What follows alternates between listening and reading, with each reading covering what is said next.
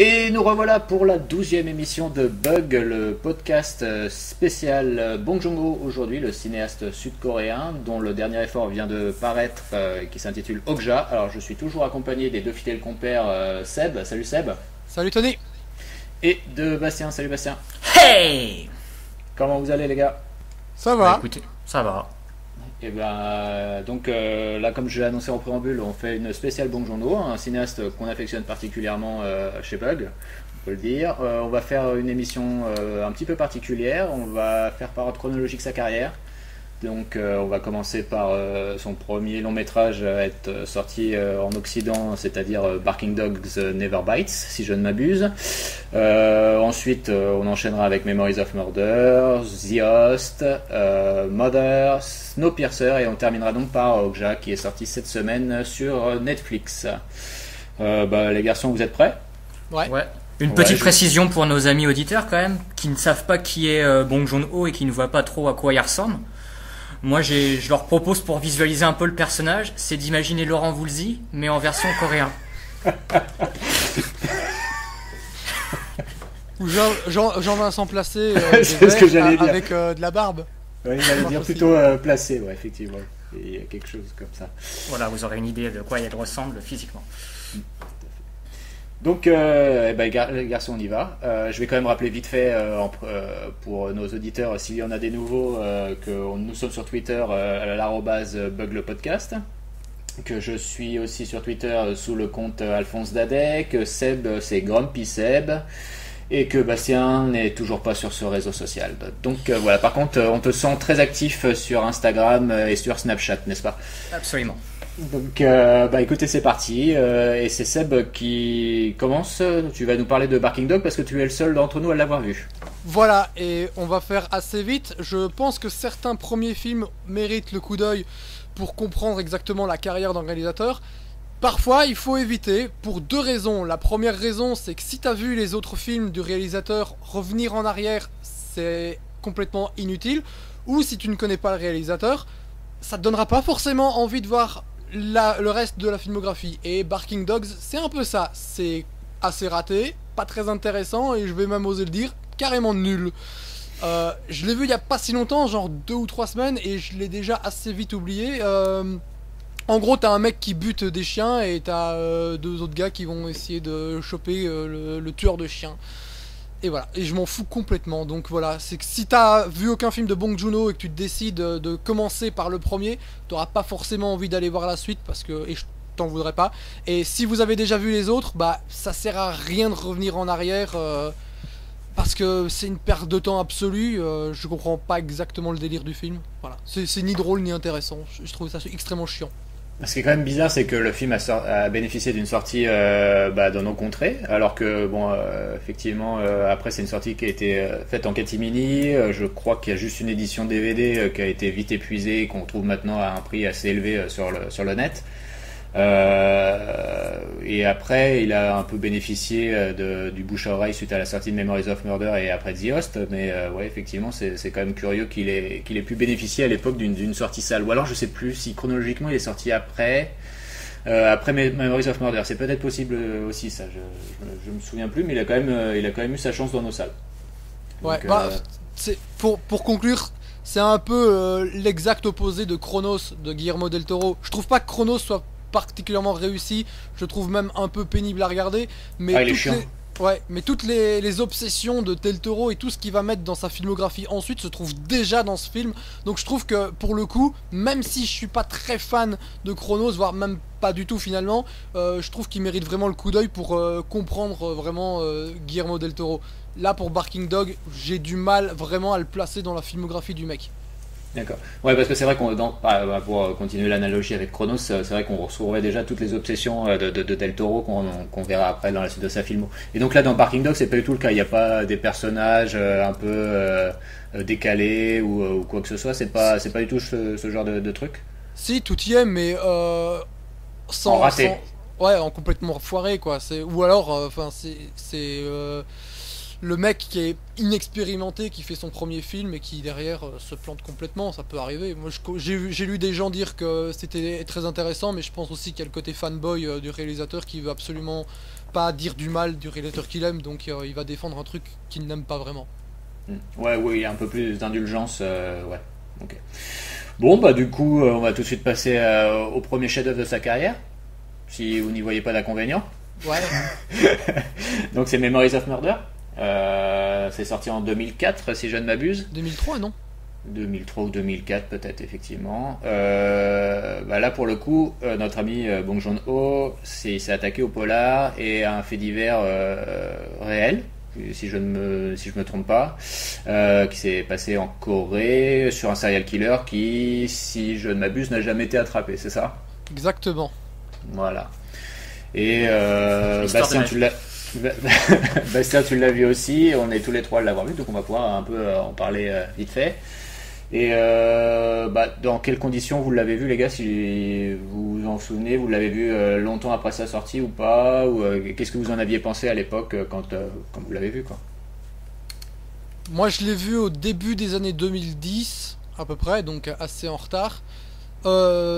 Et c'est une claque monumentale. Il m'a fait un peu le même effet que Seven de David Fincher, c'est-à-dire que j'ai la tête sous l'eau dans le truc, et quand le générique de fin se lance, bah, je sais plus vraiment quoi faire, pas parce que j'ai été horrifié ou quoi que ce soit, c'est juste que je me suis pris un truc dans la gueule et je n'ai plus envie de rien, j'ai pas envie de suivre par un autre film, j'ai pas envie d'écouter de musique, j'ai envie de rien, je suis complètement happé par le film et c'est assez extraordinaire. Il n'y a pas beaucoup de films qui me font cet effet-là et Memories of Murder l'a fait.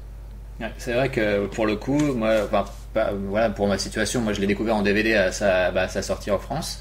Et effectivement, ça a été un putain de choc. Dans la presse, ils étaient plutôt dithyrambiques, mais même avec ça, je trouvais qu'on n'était pas assez préparé à ce qu'on allait voir et qu'une fois qu'on avait vu le bousin, on s'était dit mais waouh, qu'est-ce que c'est que ce truc, quoi. C'était du jamais vu. L'intrigue était bien menée, les personnages étaient, enfin voilà, c'était des personnages déjà à la Bong Joon-ho. On va en parler plus longtemps après, mais il y avait ça, et puis faut surtout rappeler qu'à l'époque le cinéma coréen il arrivait chez nous, mais il n'y avait pas encore Park Chan-wook et compagnie qui avaient eu encore le succès retentissant qu'ils auront dans les années suivantes. Et donc Memories of Murder avait été, je crois, l'un des premiers, si ce n'est le premier, à mettre un gros pavé dans la mare du cinéma mondial, quoi. Et visuellement, ouais, il claque quand même le film. Ouais, et ça c'est clair que déjà pour un second film, là pour le coup justement, c'est vrai que c'était extrêmement impressionnant. Ouais, il y a une photographie, parce que, à mon souvenir le film se passe assez souvent de nuit et sous la pluie, et sauf la scène finale par contre qui est en plein soleil, si je la remets bien. Voilà, c'était d'une facture technique déjà assez exceptionnelle.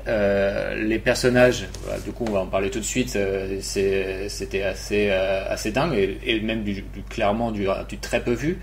Des personnages complètement loufoques, enfin des policiers comme ça, j'avais pas souvenir d'en avoir vu beaucoup dans des films traités de cette façon-là. Et c'est vrai que pour le coup, c'est clairement un film inoubliable et qui a lancé complètement la carrière de Bong Joon-ho à l'international. Seb, si je me... ouais, t'as des trucs à rajouter dessus, ou t'as quelque chose à dire dessus, pardon? Le truc qui, entre guillemets, coince un petit peu sur le film, enfin coinçait en tout cas à l'époque, parce que si tu connais pas trop le cinéma asiatique, tu peux être très surpris par certaines choses. En l'occurrence, je vais pas forcément parler de rupture de ton, parce que c'est même pas en termes de comédie qui vient dans le drame, mais c'est juste que les personnages peuvent par moments être extrêmement outranciers, et ça peut choquer si on n'est pas habitué. Si on n'est pas habitué, ouais. Effectivement, ça fait partie des clés du cinéma coréen. Après, on peut même l'élargir un peu au cinéma asiatique en général, mais c'est vrai que les Coréens là-dessus sont plutôt radicaux. Et ça peut désarçonner, oui, lors d'une première vision, si on n'est pas préparé à voir ce genre de traitement, c'est clair. Et ce qu'on peut dire aussi sur le film, c'est que je crois que c'est un peu de notoriété quand même maintenant, c'est qu'il a clairement influencé le Zodiac de David Fincher, hein, au niveau de l'intrigue. Il y a plein de choses qui sont similaires dans les deux films. Cette espèce d'engrenage, de ces failles du système judiciaire qui plantent complètement l'enquête, c'est dans Memories of Murder et dans Zodiac. Moi, le souvenir que j'ai surtout du film, que j'ai pas revu du coup depuis un bon moment, depuis l'époque, le truc qui me revient constamment en tête à chaque fois que j'y pense, c'est l'épilogue du film en fait, la toute dernière scène, qui m'avait vraiment bluffé à l'époque. Tout à l'heure, Seb, tu parlais de Seven, et justement, où Seven à la fin c'est extrêmement intense dans le climax, là t'as une fin pareil qui te retourne, mais qui pour le coup est une scène extrêmement simple, mais très intelligente dans son propos, et qui renvoie à tout ce qui a précédé avant. Oui, c'est ça, c'est la scène qui se passe en plein jour, c'est ça? Ouais, c'est ça, avec la petite fille. Ouais. Qui se passe exactement à l'endroit où le film a commencé, en fait, là où ils ont retrouvé le tout premier cadavre. Il y a un tuyau, quelque chose comme ça, c'est ça? Et si je me remémore, non? Ouais, une espèce de conduit. Ouais, voilà, c'est ça, c'est un conduit. Où était entreposé le cadavre, et le mec qui a quitté la police. Un petit peu spoiler, mais bon, c'est pas non plus très grave. Le film a 15 ans, maintenant, ouais. On peut y aller. Et donc il passe par là pour aller à son nouveau boulot, et il y a un gamin qui est là, et il s'arrête, il parle un petit peu au gamin, il lui dit tiens, il y a un autre type qui est venu ici pour regarder, il a dit qu'il avait déposé quelque chose il y a quelques années là, et c'est tétanisant quoi, la tête qui fait juste, c'est le tout dernier plan, putain, c'est pas juste ça, ouais. Dessus. Ouais. C'est justement, ouais, tu te souviens ce qu'il ajoute après, et lui dit justement mais à quoi il ressemblait ce mec là, et puis oui, t'es normal ou un truc comme ça, ouais. La gamine lui fait il avait un visage ordinaire. Ouais, voilà. Et c'est ça, après le mec, le héros nous regarde en plus en face caméra. En face caméra, ouais. Et ça finissait là-dessus. Et ben, en tout cas, ça me donne franchement envie de le revoir. Et vas-y, Seb. L'autre truc qui est exceptionnel dans le film, c'est que, comme tu disais, ça se base sur un fait réel. Et surtout, ça s'intéresse, parce que ça se déroule en 86, ça s'intéresse à la Corée de ce moment, surtout dans ce petit ville ou village, je sais plus exactement, où ils sont très en retard au niveau technologique et autres. Et donc à un moment, ils doivent faire un test ADN, ils doivent l'envoyer aux États-Unis et attendre que ça revienne, et ça prend des semaines. Et t'arrives sur cette fameuse scène d'une intensité dingue qu'on a tous plus ou moins en tête à partir du moment où on a vu le film, que beaucoup utilisent comme image, soit de fond d'écran ou autre, parce que c'est un plan d'une beauté rare où t'es en contre-jour, où t'as le flic qui tient en joue un type qui pense être le tueur, et c'est un plan absolument magnifique. C'est une séquence absolument hallucinante. D'ailleurs, j'ouvre juste une parenthèse pour préciser que le film ressort actuellement en salle en France. Voilà, grâce à nos amis distributeurs de l'Arabia, qui fait toujours un excellent travail. L'année dernière, ils avaient ressorti The Sorcerer, ou il y a 2 ans, je sais plus. Je sais que tous les ans, ils refont une grosse sortie, et donc cette année, ça tombe sur Memories of Murder. C'est plutôt cool parce que du coup on va pouvoir peut-être pour les chanceux le redécouvrir en salle, et du coup on aura aussi le droit à une belle édition vidéo. Alors par contre le petit souci, si j'ai bien compris, c'est que ça ne sortira pas avant l'année prochaine. Ils préfèrent faire une édition d'enfer et la sortir, je crois, quasiment dans 1 an. Donc au départ c'était prévu pour fin d'année, et il la décale. Donc voilà, je referme la parenthèse. En même temps, si c'est pour faire un travail de bonne qualité, ça dérange pas d'attendre un peu, quoi. Voilà, exactement. Parce que je crois qu'il n'y a pas encore de Blu-ray, même de mauvaise qualité, si je ne m'abuse. Donc, en tout cas pas chez nous, peut-être en Corée, mais ouais, c'est pas un film qui a eu de grands honneurs au niveau de ses sorties vidéo, ça c'est clair. Encore que l'édition DVD qui était sortie à l'époque, mon souvenir c'était un double DVD, donc il y avait quand même des bonus qui étaient assez conséquents sur le deuxième disque. Mais bon, voilà. Et du coup cette ressortie, qui bénéficie clairement de l'effet Okja, va permettre à de nombreux spectateurs de pouvoir enfin le découvrir en salle, et ça c'est plutôt pas mal. Donc je referme la parenthèse. Voilà, sur Memories of Murder, faut quand même le dire, c'est vraiment le premier grand film de Bong Joon-ho. Et du coup, la reconnaissance internationale est venue quasiment tout de suite pour ce réalisateur qui, à l'époque, devait... je sais pas en quelle année il est né, d'ailleurs, ce bon vieux Bong Joon-ho, mais il devait pas être très vieux. Il devait avoir un petit peu avant la trentaine quand Memories of Murder est sorti. Et du coup, ça lui a tout de suite permis d'enchaîner sur un autre projet d'envergure, qui est The Host. On passe tout de suite à The Host, les garçons, ou ouais, donc alors c'est parti. Donc The Host, là pour le coup c'est 2006 si je ne m'abuse, donc c'est pas très loin derrière Memories of Murder. Et Memories of Murder était un chef-d'œuvre. Je crois que The Host est un autre chef-d'œuvre. Enfin, voilà, moi je vous donne mon sentiment, les garçons. Je crois que tous les trois on a été soufflés par cet effort-là aussi. Ouais. Moi, je me souviens de la condition de la vision du film, puisqu'on avait été le voir ensemble au cinéma, Tony, si tu te souviens. Ouais. Oh, vous connaissez en fait. Ouais, on a des liens. Vaguement. Et le premier souvenir que j'en ai aussi, c'était à l'époque de Maître Dick, c'était en fait la Guerre des mondes de Spielberg qui était sortie l'année précédente, mais avec la fin que je voulais, parce que à la fin de la Guerre des mondes, pour ceux qui l'ont vu, en fait, Tom Cruise retrouvait son fils et tout finissait à peu près bien, si on veut. Et là, The Host reprenait un peu ce schéma-là, mais la conclusion était beaucoup plus tragique, beaucoup plus noire. Et du coup, j'avais trouvé le film extrêmement culotté pour le coup. Après, pour la guerre des mondes, c'est un faux sentiment qu'on a, mais effectivement, il y avait une apparence de happy end dans la guerre des mondes. Mais donc The Host, quand il est sorti, comment on peut décrire le film? C'est un film à la fois un film de monstre, un film politique, un film social, c'est une comédie, c'est un drame. Et pour moi, le film se plante à aucun niveau. C'est réussi à tous les échelons, et c'est ça qui est très impressionnant. C'est que une maîtrise pareille, c'est du rarement vu sur un écran. Donc franchement, tu sors du film et t'es scié, parce que t'as vu plusieurs films en un et t'en as pas vu un seul qui est mauvais, quoi. C'est dingue. Et donc le film, en plus, il déjoue toutes les attentes.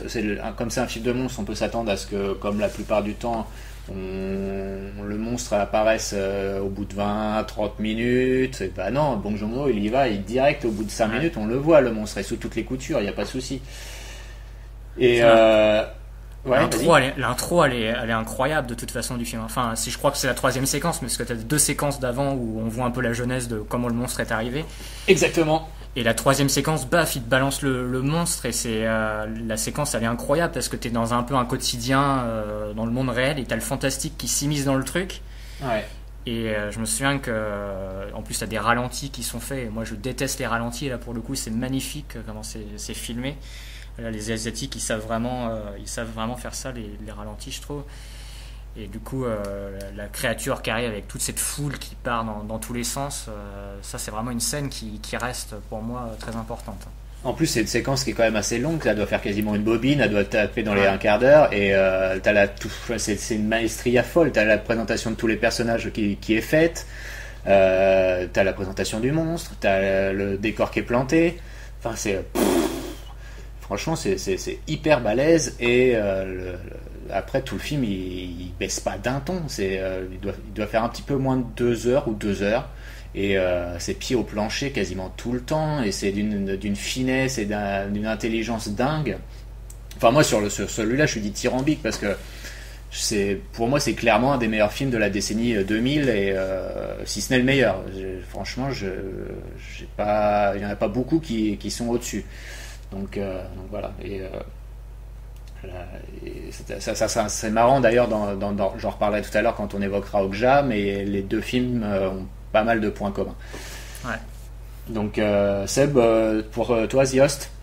Alors moi en fait je voulais démarrer par une bonne grosse blague en disant: je ne comprends pas comment un aussi grand réalisateur peut tomber aussi bas en faisant de la merde adaptée de Stephenie Meyer. Après on m'aurait dit: mais Sébastien, tu t'es trompé de film, et j'aurais réalisé que c'était The Host, Les âmes vagabondes, que j'avais regardé, de Andrew Niccol, ce qui est pas forcément mieux niveau bon réalisateur qui se vautre. Mais depuis j'ai vu Barking Dogs, donc pour moi ça aurait eu une certaine logique, quoi. En fait, Memories of Murder aurait été un accident, et du coup j'aurais pas pu faire cette blague, et j'ai pas trop envie de faire de la blague, parce que finalement le truc c'est que j'avais vu The Host une seule fois, juste après avoir vu Memories of Murder, et je viens de me l'acheter en Blu-ray, et je l'ai revu donc il y a 1 ou 2 mois, et putain quoi, la claque dans la gueule. J'avais pas forcément beaucoup aimé enfin j'avais bien aimé la première fois, mais j'étais pas non plus complètement transporté. Tony, tout ce que tu viens de dire, tu l'avais déjà dit à plusieurs reprises, donc je connaissais ton sentiment vis-à-vis du film. J'aimais bien le film, je trouvais que c'était un très bon film pour de beaucoup de raisons, mais j'en avais surtout un souvenir où il y avait énormément de ruptures de ton et où j'étais un peu perdu par rapport à ce qu'était le film, et en le revoyant, en fait, pas du tout quoi. Il y a une cohérence complète dans toute l'œuvre, c'est hallucinant, alors que justement les ruptures de ton elles sont là, mais t'es vraiment centré sur l'humain, même pendant les séquences de monstres. On parlait de la première séquence, mais elle est filmée comme ça, elle est filmée du point de vue humain. Quand tu vois les gens qui sont en train de courir dans l'escalier pour échapper à la bestiole, c'est comme si t'étais toi dans l'action en train d'essayer de fuir, et qu'en même temps tu pouvais pas t'empêcher de tourner la tête pour regarder la bestiole, et c'est assez extraordinaire de bout en bout quoi. Comme tu disais, il n'y a pas un bout de gras, le film fait un tout petit peu moins de 2 heures et tu vois pas le temps passer, c'est extraordinaire quoi, vraiment. Et en plus de ça, il y a une galerie de personnages qui est absolument dingue, mais entre le personnage principal du père complètement à la masse, qui se révèle être obligé de se dépasser, mais qui est en même temps est très limité, donc il peut pas faire beaucoup plus que ce qu'il a envie de faire. Sa sœur, parce que donc on suit une famille dysfonctionnelle, sa sœur qui est une championne olympique de tir à l'arc, mais complètement pareil, qui est complètement évaporée, qui est là sans être là, et qui par contre est donc très douée dans sa discipline, avec un gros problème de mental quand même, si je me souviens bien.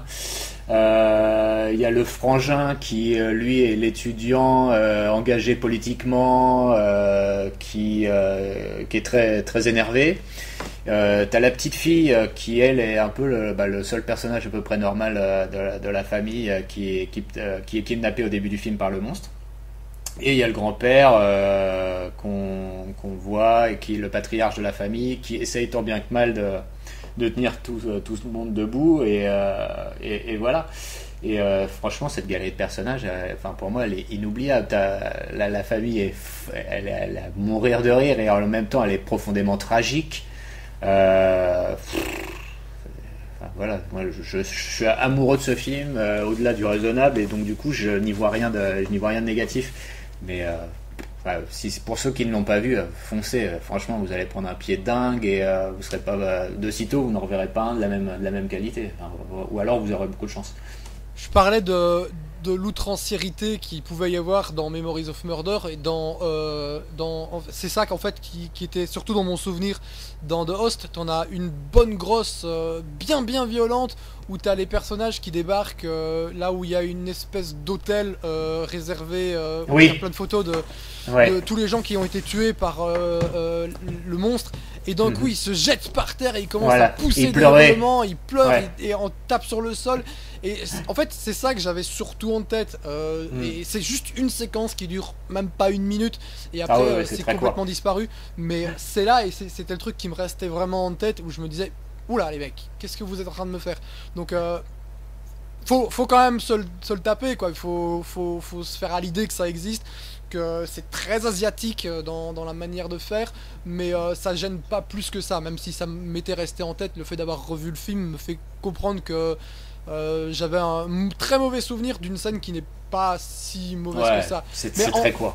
Et pour faire dans le truc complètement à l'opposé, la gamine qui se fait kidnapper par le monstre, toutes les séquences où on la suit dans son repère, où elle est prisonnière, c'est dans une espèce d'égout, c'est absolument hallucinant, quoi. Il y a une intensité, mais c'est complètement dingue. Ouais, et puis pareil, il y a un travail sur la photographie qui est sublime. C'est beaucoup de tons gris, et toujours assez sombre, mais à aucun moment on tombe dans un film éclairé à la bougie, sans bougie, quoi. Si vous voyez ce que je veux dire, qui est un peu la tendance qu'on retrouve beaucoup dans certains trucs actuels.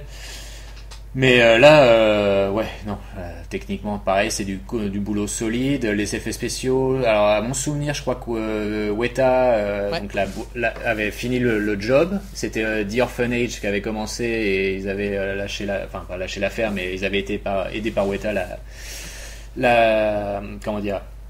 la boîte qui s'était occupée des effets spéciaux du Seigneur des Anneaux, qui avait fini le taf pour le monstre. Et voilà, et on a pour The Host, on a déjà effectivement aussi ce discours écolo, on va dire, parce que la bête naît de la négligence de laborantins américains, si je me souviens, qui ils jettent des produits dans un lac coréen et qui fait que la bête met quelques temps à se développer et à atteindre sa taille adulte. Mais bon, voilà, donc c'est un monstre qui naît par la faute des humains. Et voilà. Voilà. Si vous avez des trucs à rajouter, allez-y, parce que moi, sinon, je vais encore partir pour 5 minutes de compliments en amouré. Et ça se trouve, il y a des gens qui restent complètement froids devant le film, mais franchement, j'ai envie de leur dire, putain, dommage, quoi. C'est un très très grand film. Ouais, c'est un putain de grand film. C'est autre chose que le Godzilla remake foireux de Gareth Edwards. Oh, ouais, c'est bien mieux aussi que le Emmerich, si on va par là. Enfin, c'est vrai que quand tu vois toutes les tentatives de faire dans entre guillemets le même genre, finalement, c'est Bong Joon-ho qui a fait le meilleur Godzilla de ces dernières années sans que ce soit un Godzilla, quoi. C'est ça. Effectivement. Et qu'est-ce que je pourrais un peu encore rajouter sur le film? La BO est plutôt pas mal. La BO est vraiment très très belle. C'est ce que je m'étais dit quand j'ai revu le film. On parle de la grandeur du film, mais son soundtrack est vraiment sublime aussi, quoi. Si je me trompe pas, je pense que je m'étais fendu d'un petit import à l'époque. Donc oui, c'était du bon boulot. Ouais. Et faut pas toucher à ce film. Il y avait eu un projet de suite à The Host. Je sais pas si ça a abouti, cette histoire. Vous vous en souvenez, les gars, ou pas? Je me souviens qu'ils voulaient faire une suite, enfin en tout cas qu'on avait parlé d'une suite, mais s'ils l'ont fait, c'est complètement tombé dans l'oubli, hein, parce que... Ouais, je me souviens avoir vu des photos de projets et tout, mais je sais pas si c'est allé au bout, cette histoire. Alors, espérons que non. Mais parce qu'en même temps, difficile de salir la qualité du premier, mais c'est toujours dommage de faire des suites pourries après un tel premier volet. Et du coup, notre ami Bong Joon-ho, il venait d'enchaîner quand même Memories of Murder et The Host, et du coup derrière, qu'est-ce qu'il a voulu faire, les garçons? Il a fait Mother. Voilà. Donc là, pour le coup, Mother, c'est Seb et Bastien qui vont en parler, parce que celui-là, je ne l'ai pas vu. Alors, les gars, à vous. Je vais commencer, Bastien, ou tu veux... Vas-y. Alors, je vois que The Host 2 est sorti en 2013 selon Allociné, et Première nous dit 2017, donc si tu veux, je sais pas trop... c'est peut-être un film qui dure 4 ans. Oui, éventuellement. Il y a aussi une bande-annonce apparemment, donc... Oh putain. Ouais.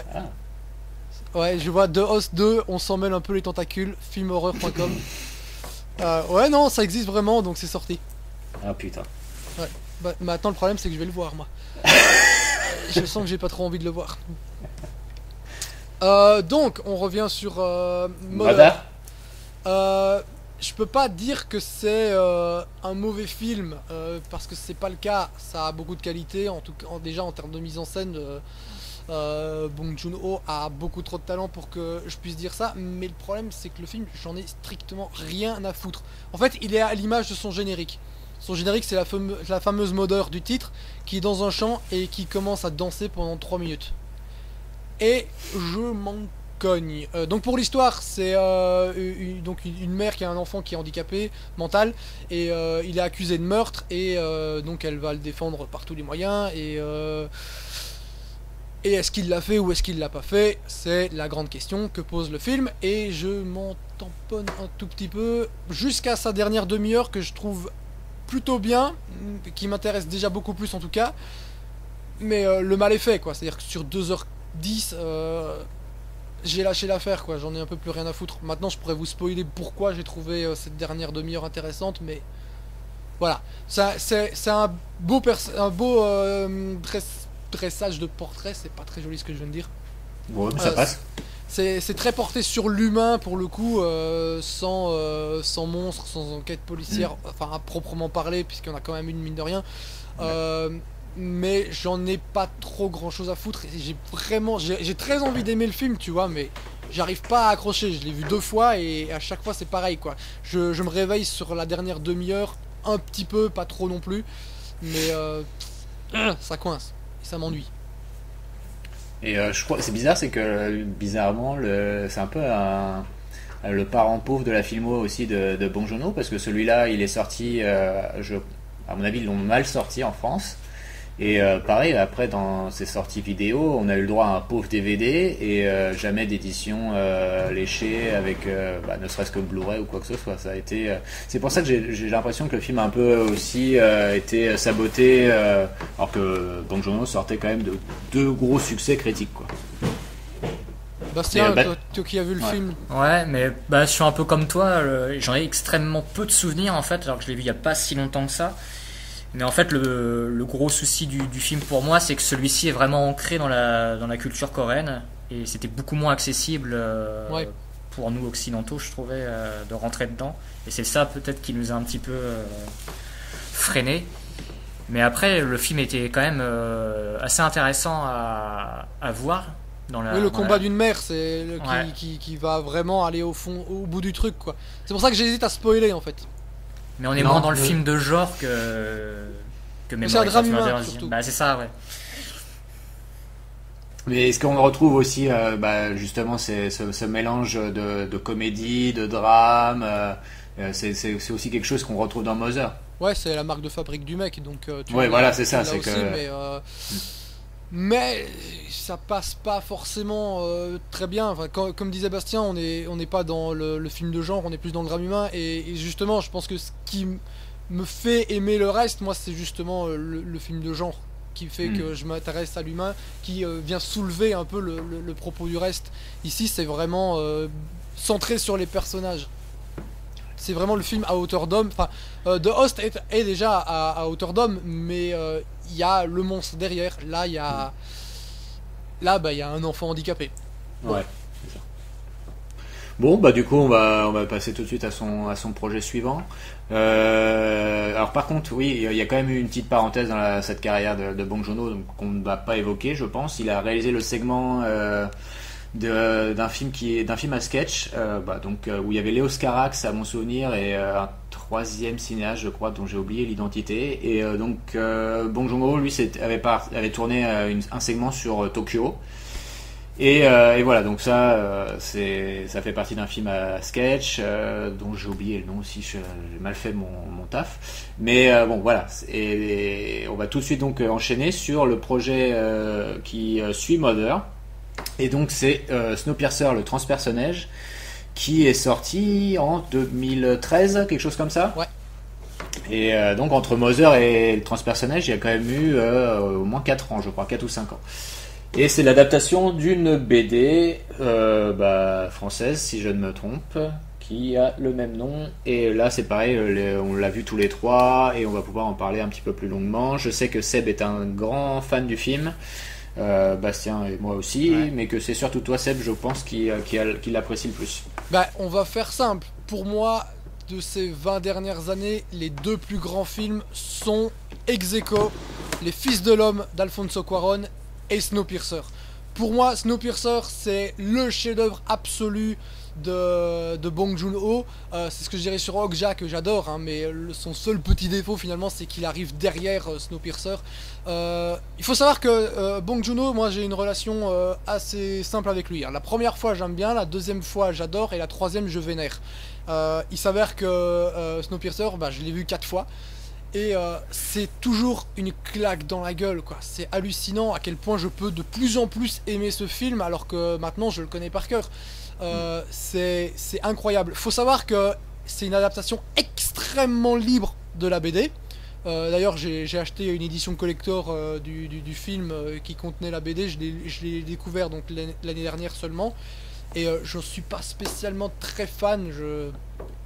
J'ai pas vraiment adoré la BD, au même titre que je sens que la série télé qu'ils sont en train de faire là, aux États-Unis. Oulala. Ouais. Oulala. Ouais. Et il y a Jennifer Connelly quand même qui vient de Ouais, effectivement, ouais. Mais je sens que ça sera pas à la hauteur parce que là-dessus, c'est Bong Joon-ho qui s'approprie un matériau de base et qui le fait sien. Et c'est absolument parfait. C'est un film international, c'est pas vraiment un film américain, mais c'est Chris Evans qui tient le premier rôle. Donc Captain America quand même, c'est pas rien pour attirer le chaland, on va dire. Est-ce qu'il avait déjà fait le Captain America à ce moment-là ou c'était c'est à peu près la même époque, non? Ouais, bah, le deuxième Captain America venait tout juste de sortir ou allait sortir. Ah d'accord, donc il avait déjà fait le premier, d'accord. Ouais, non mais même d'ailleurs Captain America 2 était déjà sorti, donc il y avait déjà le Avengers et compagnie qui était passé par là. Okay. Donc c'est assez savoureux, d'ailleurs pour moi c'est son meilleur rôle. Je me souviens la première fois qu'on a vu une image de Curtis, son personnage, je l'ai pas reconnu, il m'a fallu un petit moment, je me dis putain c'est Chris Evans. Il y a un casting de folie quand même, il y a Tilda Swinton qui est mais on fire, elle fait péter l'overacting mais maîtrisée. C'est hallucinant, il y a cette scène dont on se souvient à mon avis tous, de la chaussure sur la tête. Ouais. Où elle balance un monologue mais de folie. Elle est mais vraiment on fire, elle est extraordinaire dans ce film. T'as John Hurt qui est magnifique.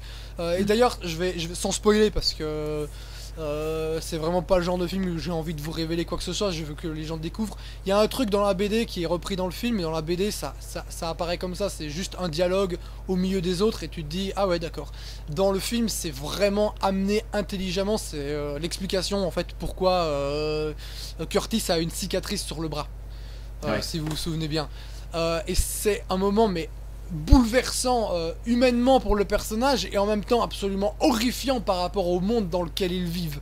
Et ce qu'il raconte, pour moi c'est la scène qui résume le mieux le film quoi. T'es vraiment dans le truc complètement dingue où t'es pris aux tripes et c'est émotionnellement très très éprouvant. Non, c'est même pas un chef-d'œuvre, ce serait insulter le film. C'est bien au-delà quoi, c'est extraordinaire. Il y a Ed Harris aussi dans le cast qui fait donc on va dire le bad guy du film. Exactement. Donc ouais, bah d'ailleurs c'est une finale absolue, quand toute la séquence avec Ed Harris est absolument hallucinante de beauté aussi quoi. Oui, et puis là pour le coup c'est pareil, il prend le contre-pied total avec un climax qui se joue sur des dialogues et qui refuse plus ou moins le spectaculaire. On va pas raconter totalement le déroulement final, mais la grosse partie finale du film, c'est l'affrontement verbal entre Curtis et le personnage de Ed Harris. Ouais, avec des révélations faites sur finalement toute leur vie. Et c'est vraiment très frappant. On est toujours dans le truc purement émotionnel, quoi. C'est-à-dire qu'à partir du moment où tu t'intéresses un minimum au personnage, ce qui était pour moi, à titre vraiment personnel, le défaut de Mother, bah t'es pris au trip, quoi. Tu te dis putain, quoi. C'est fort. Ouais, Bastien, t'en avais... Ouais, non, mais Seb, on a très bien parlé. Moi aussi, j'avais été surtout subjugué par l'action, en fait, parce que Bong Joon-ho, il y avait dans The Oz des scènes d'action, mais c'était assez calme finalement comme film par rapport à Snowpiercer, qui est un film qui va quand même à 100 à l'heure. En tant que fils de cheminot, ça m'avait vraiment extrêmement...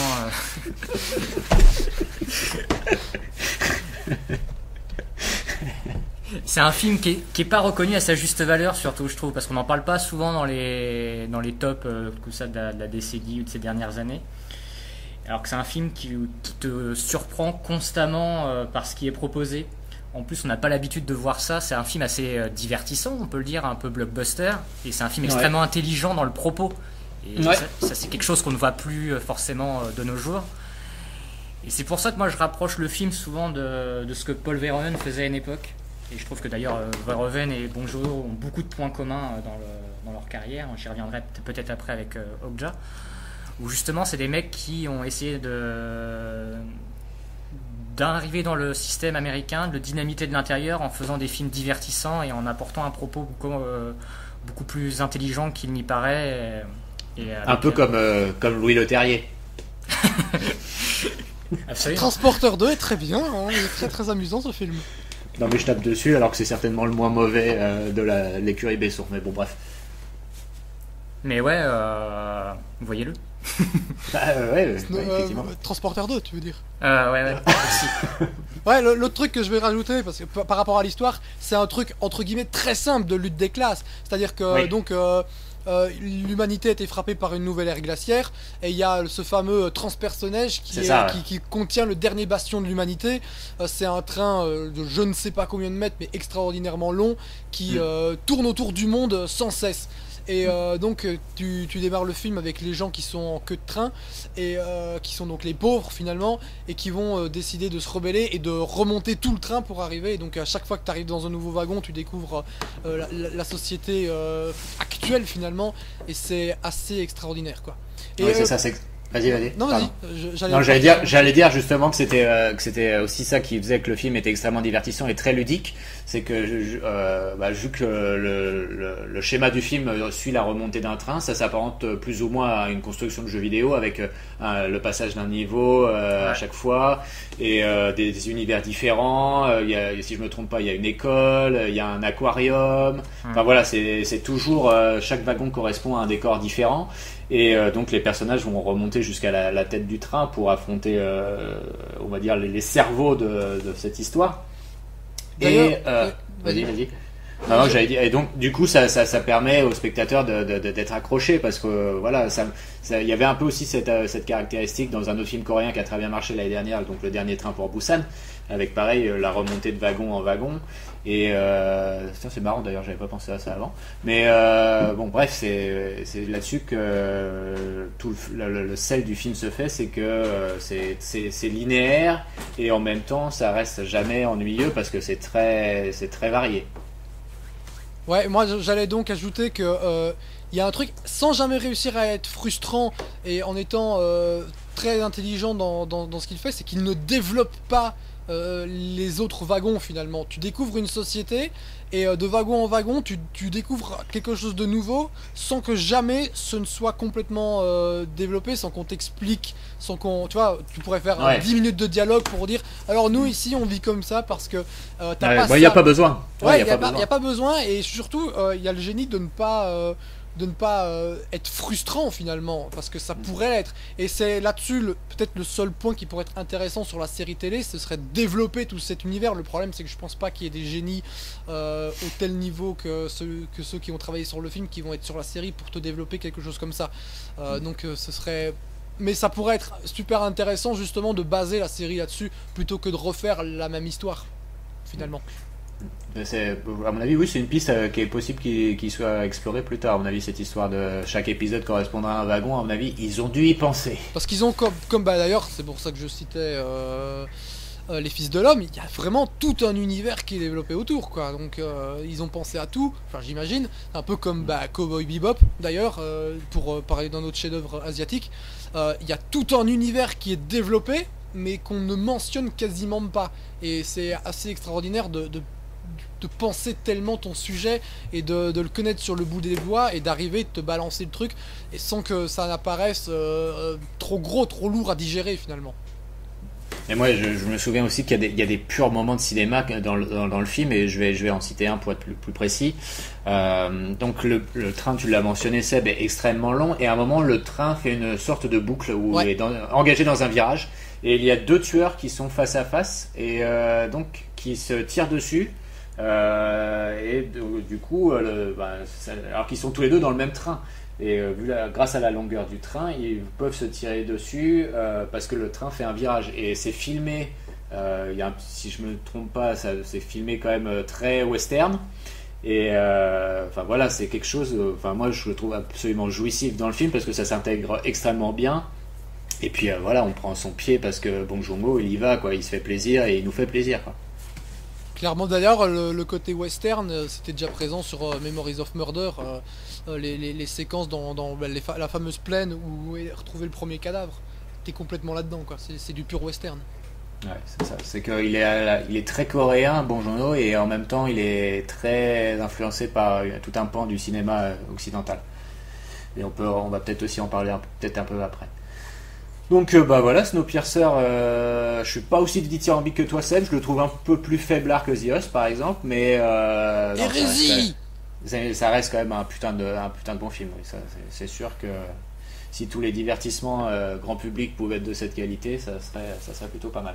Et si on peut ajouter un dernier petit point, vas-y. Avant de conclure, il faut quand même noter que le mec est allé faire un film américain entre guillemets, puisqu'il a quand même travaillé avec les Weinstein, qui voulaient d'ailleurs couper 80% du film finalement, puisqu'ils voulaient qu'on se concentre uniquement sur les séquences d'action. Ils avaient peur que le blabla fasse chier les gens.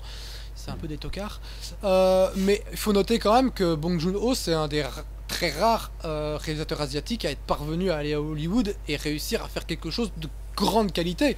Je vais prendre Kim Ji-woon, que j'adore, réalisateur donc de A Bittersweet Life, Le Bon, la Brute et le Cinglé, et J'ai rencontré le diable. Il a été faire son truc avec Schwarzenegger, j'aime bien parce que je suis une pute à Schwarzenegger, mais ça reste quand même un tout petit peu raté, quoi. C'est pas super intéressant comme film, tu l'as déjà vu un milliard de fois, et à part 2-3 plans qui sont excellents, tu aurais mis un autre réalisateur à la place, moi ça m'aurait pas choqué, quoi. Donc là t'as un mec qui maîtrise son truc, et il le fait d'ailleurs aussi sur Okja, et c'est assez hallucinant. Et moi je vais juste rajouter aussi que sur Snowpiercer il y a quelque chose moi qui m'avait particulièrement plu, c'était toute la finesse politique du propos. Justement pendant tout le film je sentais plus ou moins venir la fin que j'aurais voulu voir, et c'est celle que Bong Joon-ho m'a proposée, donc j'étais plutôt content parce que je pense que la fin humainement il se trompe pas beaucoup, et que voilà, c'est pas une vision très très optimiste de l'humain, mais je pense qu'il se trompe pas, et que voilà, pour moi c'est quelque chose qui est traité finement, et pareil, c'est pas quelque chose qu'on voit fréquemment dans les films d'aujourd'hui ou même d'avant, donc je sais pas à quel point par contre là la BD l'a influencé à ce niveau-là, mais pour moi c'est extrêmement bien vu. Les fans n'ont absolument rien à voir l'une avec l'autre. Donc on a la réponse. C'est vraiment une adaptation complète, quoi. C'est-à-dire que le mec il a pris le mot adaptation, il a dit bon je vais adapter, et il a vraiment adapté, quoi. Je dirais que, allez, grosso modo, t'as 15-20% de la BD dans le film, quoi. Ouais, il a pris le concept et puis après voilà, il a arrangé à sa sauce, quoi. Ouais. Ok. Bon messieurs, est-ce qu'on passe à Okja? Ouais. Et c'est parti, donc avec Okja qui est sorti cette semaine dans nos contrées et dans le monde entier d'ailleurs, vu que c'est une sortie de Netflix. Et on va pouvoir en parler aussi tous les trois parce que nous l'avons vu. Et qui veut commencer, les garçons? Je vais juste réagir par rapport à ce que tu disais sur Snowpiercer et son final peu optimiste. C'est exactement l'opposé ici. C'est-à-dire que là, t'as toute l'humanité du mec qui transparaît pendant 2 heures. C'est hallucinant. Sur Okja? Ouais. Alors, je vais me tenir... je vais me mettre un peu plus droit. Non, vas-y, continue. D'accord. Alors, on va faire simple. Pour moi, c'est un des plus grands films de l'année, déjà. Son seul petit défaut, parce que les gens font toujours des comparatifs, c'est que ça sort derrière Snowpiercer, qui pour moi est l'un des plus grands films de l'humanité, on va pas se mentir. Mais putain, ça fait du bien de voir ce genre de film où t'es pas dans la recherche comment dire, d'impressionner tout le temps. T'es vraiment dans un truc humain, profondément humain. T'as la première demi-heure qui se concentre sur la relation entre Midja et son super cochon finalement, Okja, et t'as des séquences absolument magnifiques, celle où Okja sauve la vie de la gamine par exemple, et à partir de cette première demi-heure, ça y est, t'as tout qui est posé avec finalement très peu de dialogue, où tu comprends pourquoi la gamine, elle va faire tout ce qu'elle peut pour sauver son cochon. On va peut-être maintenant remettre dans le contexte, expliquer l'histoire pour ceux qui ne la savent pas. Vas-y, pitch-nous le film. Donc, il y a de plus en plus de gens sur Terre et de moins en moins de nourriture, et il faut absolument régler ce problème. Et donc, tu as une société américaine qui décide de développer des super cochons. Déjà, le terme, pour moi, c'est pour ça que c'est pas forcément le meilleur film, je pense, mais je poserai la question plus tard, pour démarrer avec Bong Joon-ho, parce que le pitch peut éventuellement te fermer. Si tu ne connais pas le mec, tu te dis super cochon, est-ce que ça donne envie? Donc ils développent des super cochons qui vont être élevés pendant 10 ans, et ensuite ils vont devoir décider, ils vont faire une élection pour choisir quel est le meilleur des super cochons, le présenter un peu comme une star, et finalement derrière l'envoyer chez le boucher et se faire découper, et va être bouffé par tout le monde. Et évidemment le gagnant c'est Okja, et ils vont le récupérer, l'envoyer à New York, et la petite gamine en Corée va traverser la moitié de la planète pour aller sauver son meilleur ami. Et c'est beau. Bastien? Ouais, bah pareil, moi je te rejoins, j'ai trouvé le film extrêmement brillant. J'ai été surpris en plus parce que à la base j'étais plutôt sceptique, production Netflix, je me suis dit bon ça va être édulcoré tout ça et pas très intéressant.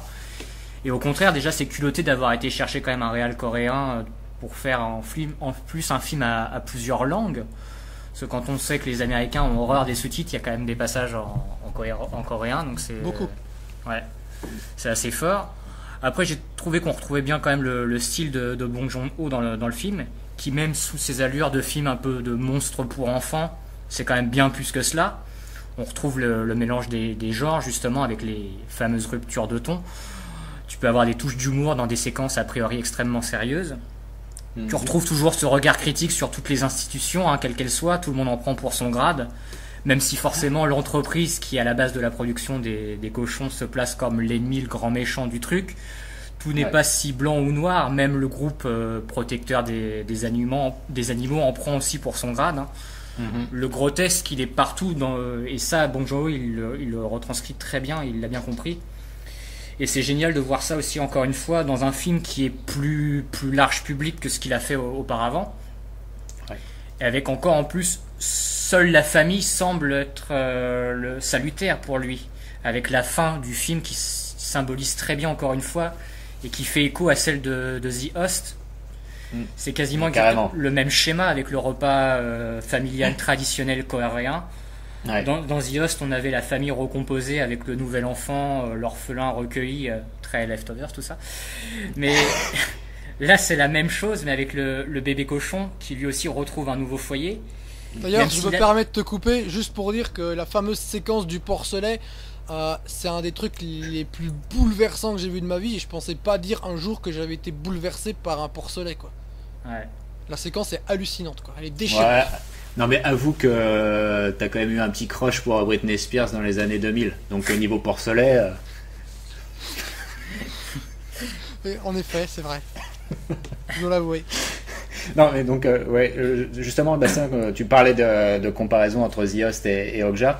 Ouais. Si je me trompe pas, dans la fin de The Host il y a une sorte de télé aussi. Ouais, exactement. Il y a télé. Et donc là dans la fin de Okja on a Okja donc qui est dans une sorte d'encadrement qui symbolise aussi un peu une télé pour moi. Enfin voilà, je sais pas parce que quelle conclusion on peut en tirer, mais c'est vrai que de toute façon les deux films sont très très proches pour moi. Et avec la télé, il y a un autre truc qui m'a interpellé dans Okja. À un moment, il y a encore une séquence de télé où il tape dessus pour la faire fonctionner. Et là, on sent carrément le message qu'il veut faire passer, quoi. C'est Netflix qui veut niquer la télé et remplacer.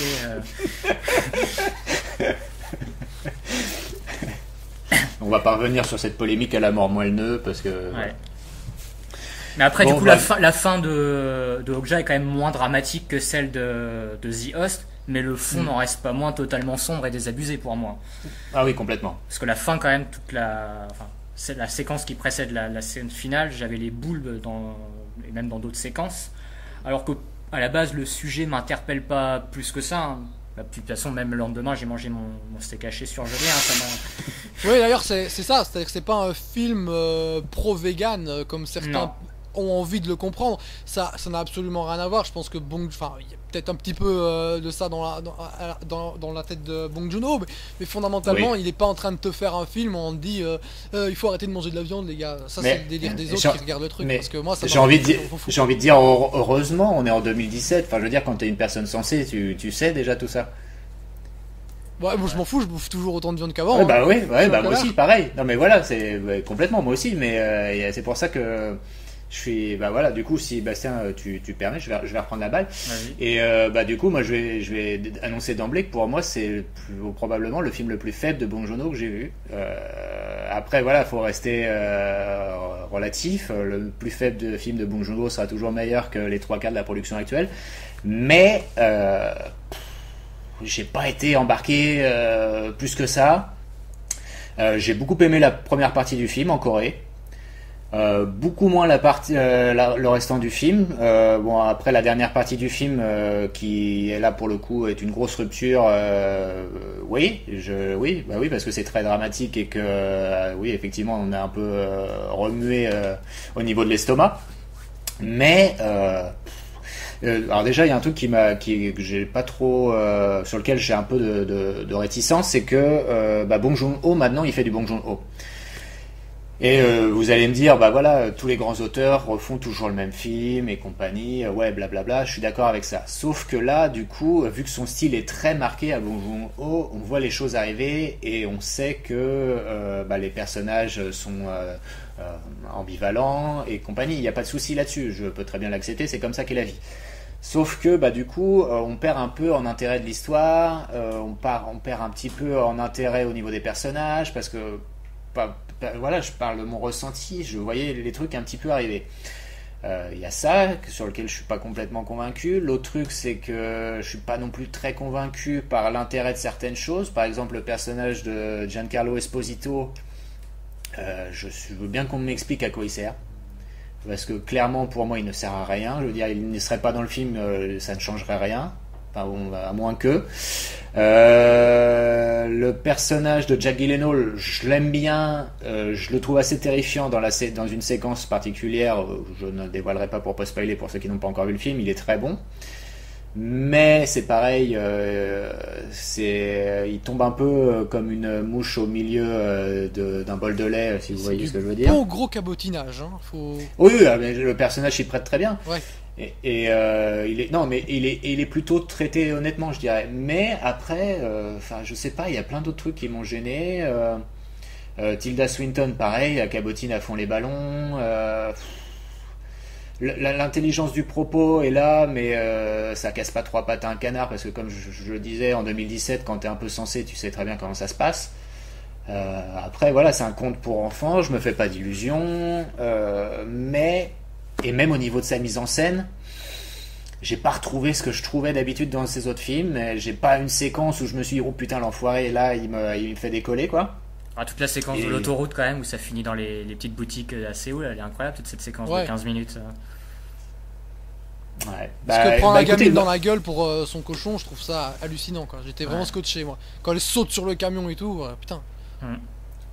Ouais, non, mais je sais pas, ou alors j'étais pas particulièrement en forme le soir où je l'ai regardé, mais non, tu n'as pas de cœur, peut-être aussi. C'est ce qu'on m'a dit souvent, mais ouais, non, j'ai pas été emmené plus que ça, et je vous dis, pour moi, c'est pas le meilleur Bong Joon-ho, loin de là. Mais après, je vous dis, voilà, c'est quand même un film qui doit être vu, parce que voilà, c'est quand même un divertissement extrêmement honnête, qui est pas mis en scène avec les pieds quand même, je vais pas dire que voilà. Et il y a des trucs qui sont faits de façon très, très intelligente, parce que c'est quand même Bong Joon-ho. Je reviens sur le personnage de Jack Gyllenhaal, et là il y a un truc où justement il m'a fait extrêmement plaisir, c'est que le personnage de Jack Gyllenhaal a une sorte de gimmick de langage où il doit faire, en regardant la caméra parce qu'il présente une émission, il fait very happy. Et je me suis dit, oh putain, ça aurait été dans un blockbuster lambda, on se serait bouffé ça, mais genre 15 fois, quoi. Genre 15 fois la même blague où il aurait fait very happy en regardant la caméra, et à tout bout de champ, ça aurait été mais insupportable. Là, il le fait une fois. Et une fois qui passe très bien, parce qu'effectivement, tu rigoles. Et Bong Joon-ho, après, a l'intelligence de ne pas le réitérer dans le restant du métrage, et ça, c'est quelque chose que j'apprécie. Mais bon, voilà, j'ai pas été emmené. Si je le revois, peut-être qu'effectivement ça fera comme toi, Seb, avec ses autres films, peut-être que je l'apprécierai plus une seconde fois, peut-être que mes attentes étaient trop élevées pour le coup, ou peut-être tout simplement que le sujet me touche pas plus que ça, c'est effectivement aussi une possibilité. Bon, bien entendu, moi j'aime beaucoup l'hommage à Miyazaki, à Totoro, la séquence effectivement où Okja sauve Mija est plutôt bien foutue. C'est ce que je disais tout à l'heure, toute la partie en Corée j'aime bien. Après, je suis moins même le groupe des défenseurs des animaux, ils sont rigolos. Paul Dano est plutôt bon. Notre ami de Walking Dead, Steven Yeun, d'ailleurs il arrive un peu comme un cheveu sur la soupe aussi, lui, à la fin, en 2 ex machina pour sauver un peu tout le monde. Mais bon, voilà. Mais tu as dit le nom, hein, c'est du Miyazaki Live finalement. C'est vrai. C'est ça à quoi j'ai pensé sur la première demi-heure aussi. Et c'est en mon avis en grande partie aussi ce qui fait que j'ai beaucoup aimé ce film. C'est peut-être aussi en partie pourquoi j'ai pas particulièrement aimé alors. Tu n'as donc vraiment pas de cœur. Voilà. Et moi j'ai encore pensé à Paul Verhoeven, les gars. Vas-y. Bah écoutez, déjà, leurs deux carrières sont un peu symétriques. Il y a des mecs qui faisaient des films dans leur pays d'origine, en hollandais, Corée du Sud. Après, ils infiltrent le cinéma américain. Le fait en plus de critiquer le système qui les nourrit après, parce que là, quand même, le capitalisme, le monde des costards cravates, il en prend encore plein sa gueule dans ce film-là, avec beaucoup de second degré. On confère Robocop pour Verhoeven. Et on retrouve ça, je trouve, chez Bong Joon-ho, dans cette volonté de taper un peu sur tout le monde. Il tape quand même sur l'Amérique beaucoup dans The Host aussi, puisqu'il était aussi à l'origine de la créature. Snowpiercer divisait le monde avec des différentes classes sociales. Et là, dans Okja, pareil, quand tu arrives aux États-Unis, c'est carrément le dépaysement total. Hein. C'est le monde de l'image, des bouffons. C'est un monde extrêmement. Il disait que il disait que c'était un film un peu un carnaval dans sa façon de représenter les personnages. Et moi, il y a un plan, je trouve, qui est génial dans le film. Mais par contre, je crois que je vais dire une connerie, c'est que c'est au moment où ils arrivent à Séoul, en fait, où on voit, vous avez cette foule, la caméra est en hauteur, et c'est juste après une séquence où ça se passe dans la nature. Et juste après, tu as un plan où tu passes du coup dans la ville, et tu vois tous ces gens en train de marcher. Ils sont des centaines et des centaines.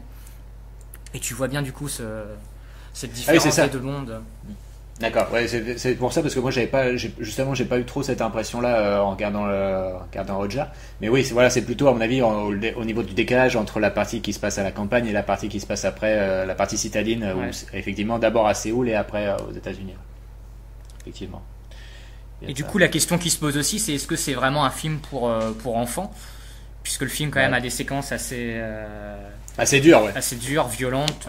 La scène dont on parlait vers la fin, extrêmement froide dans sa façon de représenter la violence. On est quand même assez loin d'un Sauver Willy au final, quand même. On est plus proche d'un Happy Feet ou même d'un Babe 2. Je crois que Bong Joon-ho d'ailleurs l'a souvent dit que Babe 2 était une de ses influences majeures pour Okja.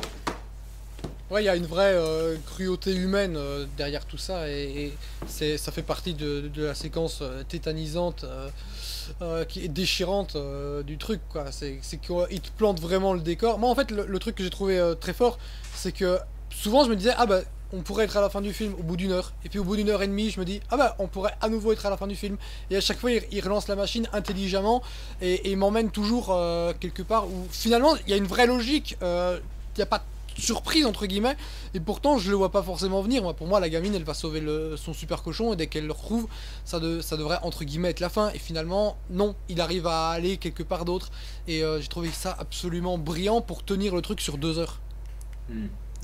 Non, mais après moi c'est pareil, je suis pas non plus complètement dupe, et je me rends bien compte qu'effectivement la dernière partie du film est très très forte, parce que on sait que le personnage d'Okja n'en reviendra pas, il est changé à jamais, et que c'est pour ça aussi que la fin où il retourne à la campagne est assez touchante et un peu désespérée. Mais il y a la lueur d'espoir effectivement du petit porcelet. C'est vrai que c'est amusant de dire ça comme ça. La lueur d'espoir du petit porcelet qui fait qu'il y a quand même quelque chose d'un peu plus lumineux. Pour moi, il y a... Tu dis que Okja a subi ça, mais c'est surtout Mija, moi je pense, la gamine qui a vu tout ça et qui a dû... c'est compliqué d'en parler sans révéler, mais qui voit tout ça et doit s'en aller. Et elle va vivre avec ça plus que Okja, parce qu'on se rend pas forcément compte, c'est un animal, on sait pas comment ça fonctionne exactement dans sa tête. Donc c'est surtout la gamine qui va vivre, même si je pense que c'est finalement des animaux très intelligents de par le fameux moment du porcelet, qui encore une fois est déchirant, j'y peux rien, je suis désolé.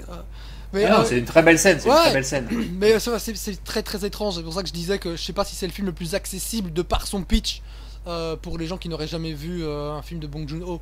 Je vais revenir sur Les Fils de l'Homme, mais pour moi cette fameuse séquence presque finale, ça me fait penser au moment où le bus arrive avec...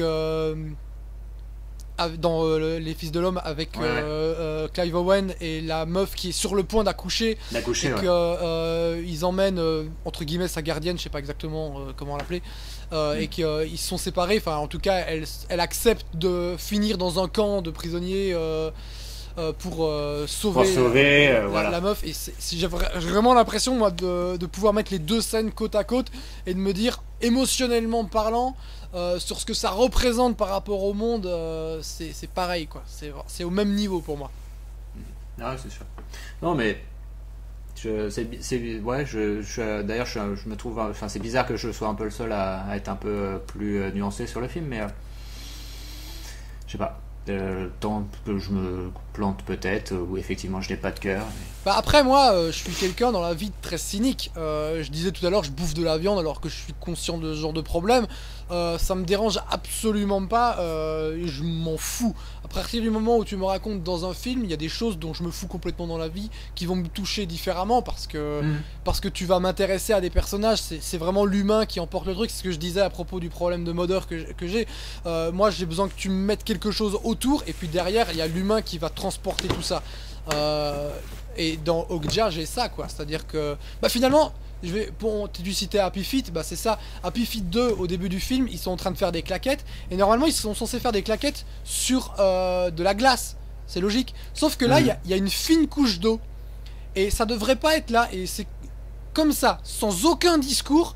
George Miller m'a fait prendre conscience des vrais problèmes écologiques, alors que à la télé tous les jours j'entends plein de gens qui arrêtent pas d'asséner à coups de marteau que l'écologie blablabla, et j'en ai strictement rien à foutre, ils me cassent les couilles. Et George Miller, avec un plan très simple, sans discours, parce que les pingouins ils comprennent pas ce qui est en train de leur arriver, et j'ai pris conscience du truc. Pareil quand un peu plus tard il y a de la verdure alors qu'il devrait pas y en avoir. C'est ce genre de petits trucs qui fait que tu réfléchis, et je trouve que le cinéma en ça est beaucoup plus important que bon nombre d'hommes politiques ou de connards qui vont à la télé tout le temps pour te dire qu'ils ont raison et que toi tu as tort. Là il le fait pas, il te dit juste, il te montre les choses et il te dit rien derrière. Oui, quand le cinéma est entre de bonnes mains, effectivement, le discours et le message est bien plus fort. On est d'accord. Quand les mecs maîtrisent parfaitement leur médium, il n'y a pas de mystère, il n'y a pas de comparaison. Vous êtes en train de dire que l'art pourrait changer le monde? Oh là non. Tu parles du lard et du cochon. Déjà le cinéma c'est pas de l'art, mais c'est pas grave. Mais qu'est-ce que tu fais ici? Ah non, c'est du commerce. Mais bref, on s'égare. Non, ils sont allés à l'aéroport, pas au gare. Voilà, on a retrouvé le niveau d'humour de la dernière émission, je suis content. Bastien, c'est ta séquence name dropping, alors vas-y. Ah, tu as déjà parlé de Verhoeven. C'est déjà fait. C'est déjà pas mal. La traduction, c'est sacré, les garçons. Ouais, exactement. C'est vrai, c'est pas faux. Du coup, les garçons, justement, est-ce que vous avez quelque chose à rajouter, ou on a fait le tour? Pour moi, cinéaste, enfin, à moins que tu parles de Okja. Oui, voilà, voilà, je parlais de Okja. Ouais, est-ce que vous avez des trucs à rajouter sur Okja ou pas? Moi, je trouve que c'est un très beau film. C'est pas le meilleur de Bong Joon-ho, c'est clair. Même d'ailleurs, je le mettrais derrière Memories of Murder et The Host. Vous aurez donc compris que Snowpiercer il est bien devant. Mais ça reste quand même un putain de bon film. J'aime pas spécialement les gens qui prennent un film pour comparer avec un autre en disant donc il est mieux que ça, il est moins bien que ça. Je m'en fous complètement. Si je le prends à part, pour moi c'est juste un très très très beau film. Peut-être pas un grand film, je me rends pas compte, je l'ai vu qu'une fois pour l'instant, mais en tout cas c'est un très beau film et j'ai vraiment hâte de le revoir et de vous dire que c'était un grand film finalement. Au final, du coup, je suis pas si loin que toi. Effectivement, si tu l'isoles dans la film, enfin si tu l'isoles complètement, effectivement, c'est un bon film. Après, au regard des autres efforts de Bong Joon-ho, voilà, on est en droit enfin moi, je suis en droit d'être un peu sur ma faim. Mais voilà, je vais juste revenir vite fait. Du coup, on a parlé avec Bastien aussi des points de comparaison entre The Host, enfin des points communs entre The Host et Okja, effectivement, et même au début.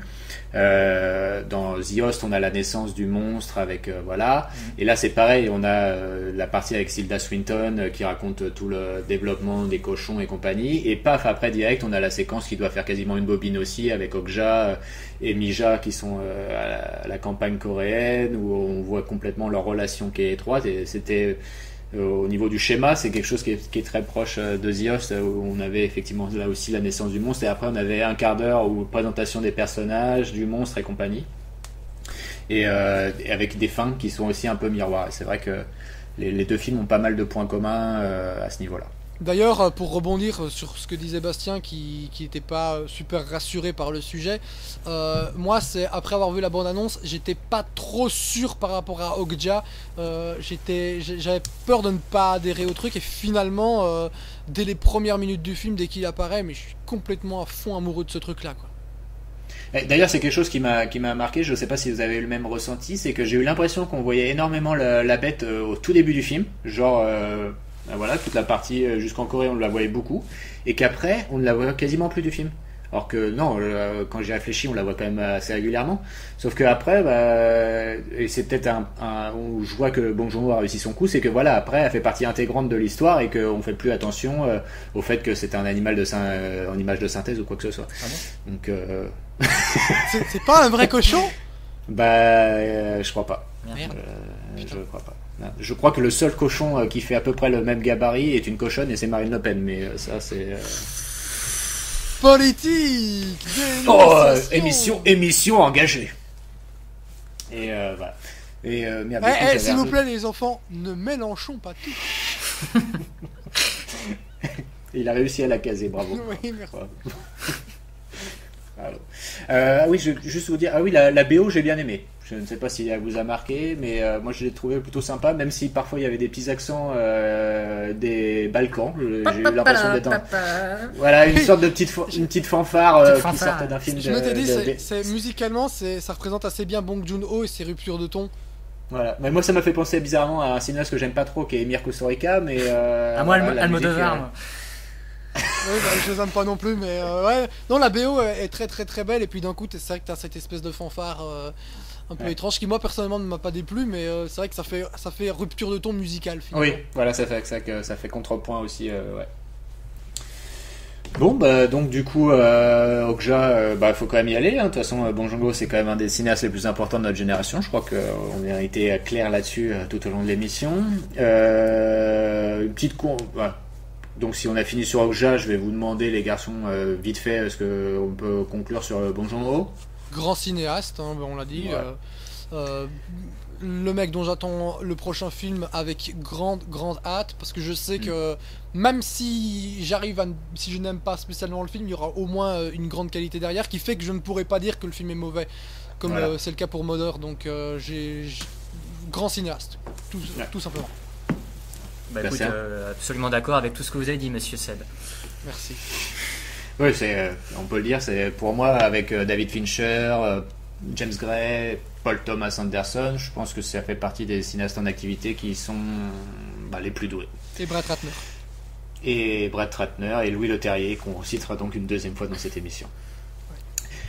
Pour conclure, les garçons, vite fait, parce que c'est rigolo et que ça nous mène pas à grand chose, un petit classement personnel des films de Bong Joon-ho pour ceux que vous avez vus, comme Seb, vas-y, à toi, commence. J'ai pas revu Memories of Murder depuis un moment, donc je dirais Snowpiercer numéro 1, Memories of Murder ou The Host en deuxième, je suis pas encore exactement sûr, et Okja en quatrième. Donc. D'accord. Et Mother avant-dernier et Barking Dog en dernier, on est d'accord? Ouais, très très loin en dernier, même je le mets déjà en 10e position par rapport au ce qui va sortir après. Très bien. Bastien? Alors en 5e Mother, en 4e Okja, en 3e Snowpiercer, en 2e Memories et en 1er The Host. Bon, écoute, je crois que c'est à peu près le même classement que moi, sauf que du coup, t'enlèves Mother. Et donc en 4 Okja, en 3 Snowpiercer. Ouais, en 2 Memories et en 1er The Host. Ouais, on est d'accord. Bon, les garçons, on a quand même fait une belle émission qui est... on est à 1h30. Hein, 1h10 quand même, seulement, et calme-toi. Ah oui, pardon, excuse-moi, oui, je regardais pas le bon compteur, pardon. Quelque chose à rajouter? Une question? Oui, non, moi j'ai quelque chose à dire aux auditeurs. J'ai besoin d'aide. J'ai lancé un crowdfunding, comme on dit. Parce que donc je suis en train d'écrire un essai de 1200 pages qui s'intitulera les personnages féminins dans le cinéma américain. Héros ou salopes. Et c'est un véritable travail de réécriture postmoderne qui consiste à transformer tous les grands récits qui utilisent T'arrives même pas à le faire sérieusement. Donc je reprends tous les grands récits qui utilisent des figures féminines en les changeant en figures masculines. Et là je peaufine un chapitre sur la leçon de piano, et c'est absolument truculent, qui devient donc dans ma nouvelle version la leçon de synthétiseur. Et c'est tout de suite beaucoup plus bouleversant, hein, l'histoire d'un dandy muet qui doit se prostituer en échange de quelques piles pour refaire fonctionner son instrument. Enfin, je me tais, vous découvrirez ça bientôt, j'espère, dans toutes les bonnes librairies. On aura l'occasion d'en reparler. En plus, j'imagine Jean-Michel Jarre à la musique du truc. Enfin, absolument. Prenez mon argent, monsieur. Ah oui, c'est ça. Donc j'ai besoin d'argent, merci. Je pense que c'est le bon moment de conclure. Ouais, voilà, 2 jours après la mort de Simone Veil, ça, c'est parfait. Simone ne veillera plus trop. Bon, bah du coup, les chers auditeurs, merci à vous d'être restés jusqu'au bout ou pas. Donc nous, on se retrouve prochainement pour une spéciale Game of Thrones, où bah du coup, on va revenir sur toute la série, hein, mince affaire qui nous attend. Il y a tellement de personnages féminins que Bastien doit vraiment l'avoir mauvaise. Messieurs, sur ce, bah à bientôt. Prenez soin de vous, regardez des bons films. Bastien, ciao. Ciao. Et Seb, à la prochaine. Allez. Et chers auditeurs, on t'aime très fort. À bientôt. Ciao. Bisous.